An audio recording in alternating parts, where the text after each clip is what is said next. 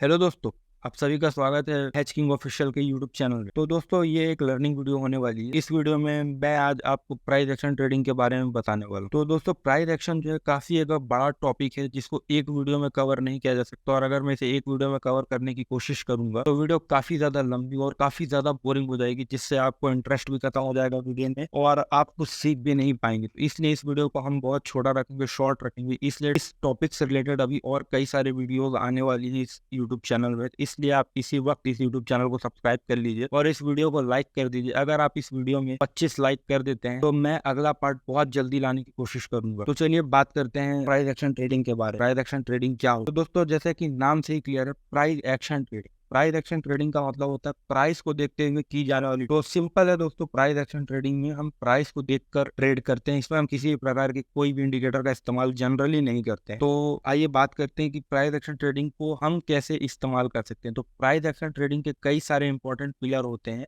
लेकिन आज हम इस वीडियो में मेनली दो पिलर्स के बारे में बात करने वाले हैं। तो पहला जो पिलर है वो होता है सपोर्ट। ठीक है दोस्तों, पहला जो पिलर है वो होता है सपोर्ट, और जो दूसरा पिलर है और जो दूसरा और बहुत इंपॉर्टेंट पिलर है वो होता है रेजिस्टेंस। ठीक है, रेजिस्टेंस इसका दूसरा पिलर है। और इसके अलावा और भी कई सारे और बहुत इंपॉर्टेंट पॉइंट होते हैं प्राइस एक्शन पे, तो उसको हम किसी और वीडियो में डिस्कस कर लेंगे। फिलहाल इस वीडियो में हम सिर्फ सपोर्ट और रेजिस्टेंस के बारे में बात करने वाले हैं। तो सपोर्ट और रेजिस्टेंस क्या होता है, सपोर्ट क्या होता है और रेजिस्टेंस क्या होता है?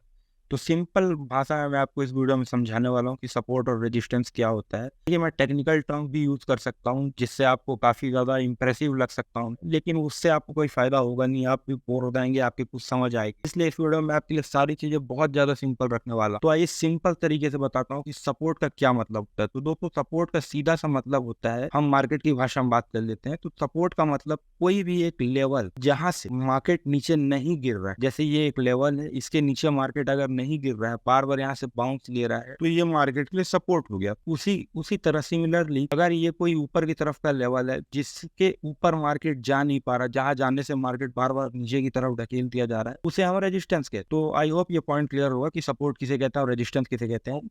सवाल ये उठता है कि हम सपोर्ट और रेजिस्टेंस को कैसे ड्रॉ कर सकते हैं, कि कौन सा सपोर्ट एक्चुअल में सही है, कौन सा रेजिस्टेंस एक्चुअल में सही है। इस बात का पता हम कैसे लगाएंगे? दोस्तों, मैं आपको एक और बात बता देना चाहता हूँ, एक बहुत ज्यादा इंपॉर्टेंट बात, कि जो भी ट्रेडर प्राइस एक्शन को ट्रेड करता है वो हमेशा सही नहीं होता। वो 10 में 8 बार सही होते हैं, 2 बार वो ट्रेडर्स भी गलत होते हैं, जैसे कि मैं भी गलत होता हूँ, और भी जितने ट्रेडर प्राइस एक्शन ट्रेडिंग को यूज करते होंगे वो भी गलत होते होंगे। कई बार उनके ड्रॉ किए हुए सपोर्ट और रेजिस्टेंस गलत साबित होते हैं, वहां पर उनको अपना एसएल लेना पड़ता है। तो चलिए मैं बता देता हूँ कि एक्चुअल सपोर्ट और रेजिस्टेंस आप कैसे ड्रॉ कर सकते हैं अगर आप बिगिनर ट्रेडर हैं। तो बिल्कुल सरल भाषा में मैं आपको बताता हूँ। तो सिंपली आपको कुछ भी नहीं करना, ये देख लेते हैं हम, ये चार्ट देख लेते हैं। ये बैंक निफ्टी का चार्ट है दोस्तों, निफ्टी बैंक का ये चार्ट है, और ये तारीख हम चेक कर लेते हैं। तो ये 8 तारीख का चार्ट है, 8 सितंबर का चार्ट है। तो सिंपल आप कैसे सपोर्ट और रेजिस्टेंस को ड्रॉ करेंगे? तो मैंने अभी आपको बताया सपोर्ट का क्या मतलब होता है। तो सपोर्ट का मतलब होता है एक लाइन जिसके नीचे मार्केट नहीं गिर रही। तो इस आज के दिन पर ही हम बात कर लेते हैं। तो यहाँ पर आपको कहाँ दिख रहा है जहाँ पर मार्केट आने के बाद नहीं है? तो सिंपल सी बात है कि ये वो लेवल है जहाँ पर मार्केट आज आई बट यहाँ से गिरी नहीं। सिंपल भाषा में बता रहा हूँ मैं। तो ये वो एक लेवल है जहाँ पर मार्केट आई तो सही, बट यहाँ से मार्केट ने ऊपर की तरफ एक मोमेंटम ले लिया। तो ये एक तरह का सपोर्ट है। इसको अभी हम टेस्ट करेंगे पीछे चल के। अभी हम सिंपली आपको बता रहे हैं कि आप ड्रॉ कैसे कर सकते हैं। ये हम मान लीजिए मंडे के एनालिसिस भी कर ले रहे हैं इसी वीडियो में। मंडे को जो मार्केट खुलेगी वो कैसा परफॉर्म करेगी उसका एनालिसिस हो जाएगा इस वीडियो में, और आप इस चीज़ को टेस्ट कर सकते हैं मंडे मार्केट में मैं कैसे प्राइस एक्शन ट्रेडिंग को यूज़ करता हूँ अपने ट्रेडिंग में। ठीक है, सिमिलरली ऊपर की तरफ एक रेजिस्टेंस आप ड्रॉ कर सकते हैं। तो कौन सा वो लेवल आपको दिखाई दे रहा है जहाँ से मार्केट जो है गिरी? तो वो ये एक इम्पोर्टेंट लेवल दिख रहा है जहाँ से मार्केट लगातार 2-3 बार यहाँ पर टेस्ट हुआ है मार्केट, लेकिन ये लेवल नहीं टूटा, वहाँ से मार्केट में गिरावट देखने को मिली। तो दोस्तों, इतना आप समझ चुके होंगे। आई होप ये बहुत सिंपल पॉइंट मैंने आपको बताया, बहुत सिंपल लैंग्वेज में।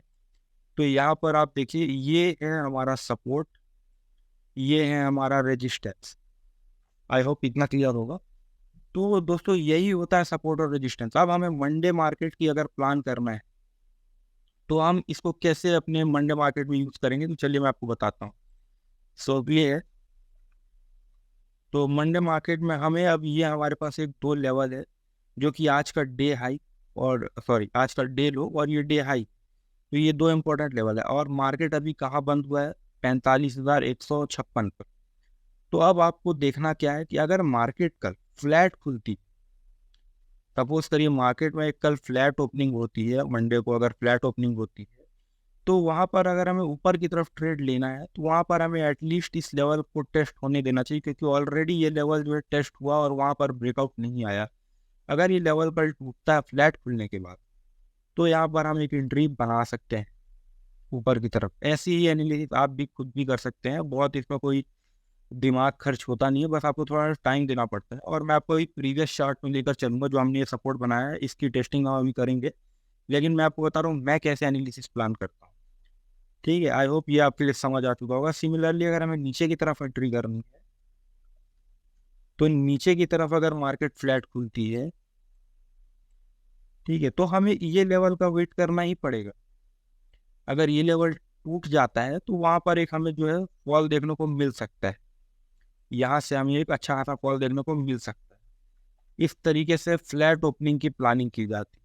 सेकंड बात कर लेते हैं, सेकंड ऑप्शन होता है कल अगर गैप अप हो गया और गैप अप इस लेवल के ऊपर हुआ, तो वहां पर मैं हमेशा कहता हूँ एग्रेसिव बाइंग आपको नहीं करनी चाहिए। लेकिन अगर गैप अप हुआ है, इसके साथ न्यूज वगैरह अगर कुछ आ रही है मार्केट में पॉजिटिव, तो वहां पर हम एक छोटा सा एसएल प्लान करके एक ट्रेड ले सकते हैं। लेकिन अगर कोई न्यूज नहीं है मार्केट में और गैप अप हुआ है, तो वहां पर मोस्टली चांस है वो गैप फेल हो जाता है, वो गैप फिल होना है वहां पर। इसलिए वहां पर मैं कहता हूँ हमेशा थोड़ा सा वेट करिए। अगर गैप अप खुलता है तो मार्केट को थोड़ा सा सेटल होने दीजिए, इस लेवल पे थोड़ा सा ट्रेड होने दीजिए। अगर ये लेवल सस्टेन करता है बार बार, तो आप रिट्रेसमेंट कैंडल पे यहाँ पर एंट्री कर सकते हैं। तो हमें रिट्रेसमेंट का वेट करना। उसी प्रकार से अगर नीचे की तरफ गैप डाउन खुलता है, तो वहां पर हमें वेट करना चाहिए क्या ये लेवल जो है ये टेस्ट हो रहा है, या गैप डाउन बहुत बड़ा हो गया है तो ये लेवल को टेस्ट होने का मौका ही नहीं मिला और आप यहाँ पर कहीं पर सेल करके बैठ गए और मार्केट बूम करके आपके एसएल ले गया। इसलिए थोड़ा सा अगर गैप डाउन होता है तो वहाँ पर वेट करना जरूरी होता है। और फ्लैट मार्केट में क्या होता है, मार्केट ऑलरेडी फ्लैट खुला है, तो यहाँ पर ये यहाँ जाने में जो टाइम स्पेंड करता है उसमें ये मार्केट को एक दिशा मिल जाती है, एक डायरेक्शन मिल जाता है कि मार्केट को ऊपर जाना है या नहीं जाना। समझ रहे हैं आप बात? अगर मार्केट फ्लैट खुलती है, हमारे लिए जो बेस्ट सिनेरियो रहता है मार्केट फ्लैट खुले, तो हमें जो है बहुत एक अच्छा अपॉर्चुनिटी मिल जाता है ट्रेड करने के लिए। गैप अप गैप डाउन में थोड़ी सी प्रॉब्लम हमें हो जाती है, क्योंकि एक बड़ा मूवमेंट ऑलरेडी आ चुका रहता है। तो चलिए, ये तो हो गया एनालिसिस करने का कि आप कैसे एनालिसिस प्लान कर सकते हैं कल के लिए प्रीवियस डे और हाई को देख के। लेकिन हम बात कर लेते हैं जो हमने सपोर्ट बनाया और रेजिस्टेंस बनाया, इसको हम टेस्ट कैसे करें। तो इसके लिए आप थोड़ा सा बड़ा टाइम फ्रेम यूज करिए। तो अभी तक हम जो है 5 मिनट के टाइम फ्रेम करते हैं, अब इसे 15 मिनट कर लेते हैं। तो अब आप इसे थोड़ा सा, ये एक दिन का चार्ट हो गया, इसे थोड़ा सा प्रीवियस चार्ट पर ले आइए, सपोर्ट और रेजिस्टेंस को आप ले आइए पीछे। अच्छा, एक और इम्पोर्टेंट बात होती है कि जो रेजिस्टेंस, जो पहले रेजिस्टेंस होता है, अगर वो रेजिस्टेंस ब्रेक हो जाता है तो वो रेजिस्टेंस अब रेजिस्टेंस नहीं रह करके सपोर्ट में बदल जाता है। उसी प्रकार से जो सपोर्ट रहता है, अगर वो टूट जाता है तो वो सपोर्ट ना रह करके रेजिस्टेंस हो जाता है। एक बार और बता देता हूँ आपको सिंपल भाषा में कि जो भी रेजिस्टेंस, सपोज करिए ये रेजिस्टेंस है, मार्केट अगर इस लेवल को तोड़ता है, यहाँ सस्टेन करता है, तो अब ये रेजिस्टेंस नहीं रह जाएगा, ये जो है ये रेजिस्टेंस हट कर ये सपोर्ट बन जाएगा। उसी प्रकार से अगर ये लेवल टूट जाता है जो कि सपोर्ट था और मार्केट इसके नीचे कहीं ना कहीं सस्टेन करने लगता है, तो अब ये रेजिस्टेंस नहीं रहे, ये सपोर्ट नहीं रहेगा, ये सपोर्ट सेट करके अब रेजिस्टेंस हो जाएगा। ठीक है, मतलब अब मार्केट को इसके ऊपर जाने में प्रॉब्लम फेस करनी पड़ेगी। ठीक है, तो आइए आइए चेक करते हैं, आइए इसको टेस्ट भी कर लेते हैं प्रीवियस चार्ट पर। तो हम ये काफ़ी पीछे आ चुके हैं, वो 8 सितंबर का चार्ट था, अब हम आ चुके हैं ऑलमोस्ट, थोड़ा और पीछे आ जाते हैं जहाँ पर इस लेवल पर ट्रेडिंग हुई हुई। तो चलिए, ये मिल गया हमें ये लेवल जहाँ पर इसमें ट्रेड हुई हो रखी है ऑलरेडी। तो ये जो है ये तारीख है 2 अगस्त की। तो देखिए, हमने जो लेवल ड्रॉ किया ये हमने 2 अगस्त को देखा भी नहीं। ठीक है, जो रजिस्टेंस हमने वहाँ पर ड्रॉ किया, तो यहाँ पर आपको एक बात समझ आ रही है देख करके कि यार यहाँ पर मार्केट ने खुली कोशिश की तोड़ने की, लेवल नहीं टूटा और वहां से एक शार्प फॉल देखने को मिला हमें, बिल्कुल हमारे सपोर्ट तक। फिर सपोर्ट ब्रेक हुआ, मैंने कहा कि कभी भी डायरेक्ट ब्रेकडाउन पर एंट्री नहीं करना चाहिए, हमेशा एक रिट्रेसमेंट का वेट करना चाहिए। अगर रिट्रेसमेंट हो रहा है फिर वहाँ पर आप एंट्री लीजिए, तो बहुत बेटर सिनेरियो रहता है, वहाँ पर लॉस के चांसेस बिल्कुल नेग्लिजिबल हो जाते हैं। तो देखिए ये रिट्रेसमेंट कैंडल आई, फिर ये ऊपर की तरफ निकली, इस दिन मतलब यहाँ पर हम कोई ट्रेड प्लान नहीं कर सकते थे। ये मूव मिस हुआ, लेकिन यहाँ पर ट्रेड प्लान करना बहुत ज़्यादा रिस्की होता, ठीक है, क्योंकि ये गैप डाउन का सिनेरियो होता। चलिए अगले दिन देखिए, अगले दिन फिर वही चीज़ हुआ, मार्केट ने इस लेवल को एक बार ऑलरेडी टेस्ट कर लिया था यहाँ पर, फिर वही चीज़ हुआ, टेस्टिंग हुई, और ये जो ब्रेकडाउन कैंडल आई, क्योंकि यहाँ पर ऑलरेडी मार्केट ने एक बार ब्रेक किया, फिर इसको टेस्ट किया, और ये जो कैंडल आई जो कि इसका लो तोड़ी, वहाँ पर हमारी एंट्री बनती थी, और वहाँ से एक अच्छा खासा जो है डाउनफॉल मूव हमें देखने को मिला। ठीक है, तो इस तरीके से जो है आप प्लान कर सकते हैं। इसे एक और तरीके, इसे एक बार और चेक करते हैं।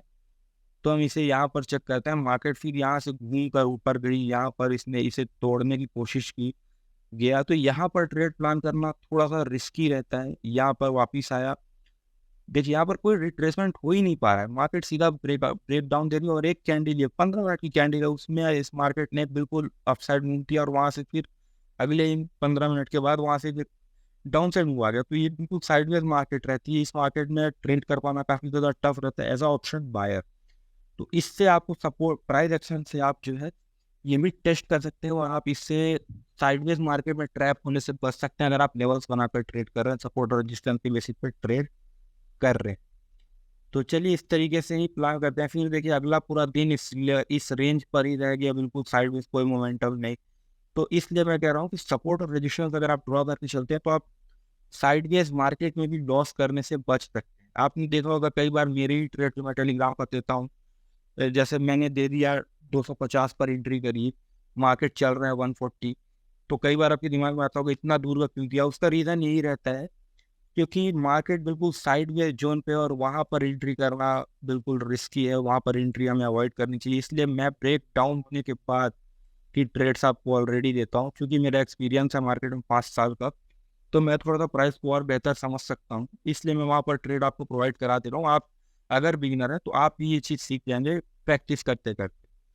तो चलिए वीडियो काफ़ी ज़्यादा लंबी हो चुकी है, तो इस वीडियो में हम सिर्फ इतना ही बात करते हैं कि आप कैसे अपना डे हाई और डे लो की मदद से प्राइस एक्शन को यूज़ कर सकते हैं अपने ट्रेडिंग में, और कैसे अगले दिन की मार्केट एनालिसिस कर सकते हैं। अगर आपको वीडियो पसंद आई तो लाइक करेगा, और हमारा लाइक ये 2025 का है। अगर आप 25 लाइक इस वीडियो में कर देते हैं तो मैं आपके लिए पार्ट 2 बहुत ही जल्दी और बहुत ही आसान भाषा में लाने की कोशिश करूँगा, क्योंकि ये मेरा पहला वीडियो है, तो कुछ गलतियाँ हुई होंगी जिसको मैं अगली वीडियो में सुधार करने की पूरी कोशिश करूँगा। आप लाइक ज़रूर करिएगा और चैनल को सब्सक्राइब कर लीजिएगा। Thanks for watching.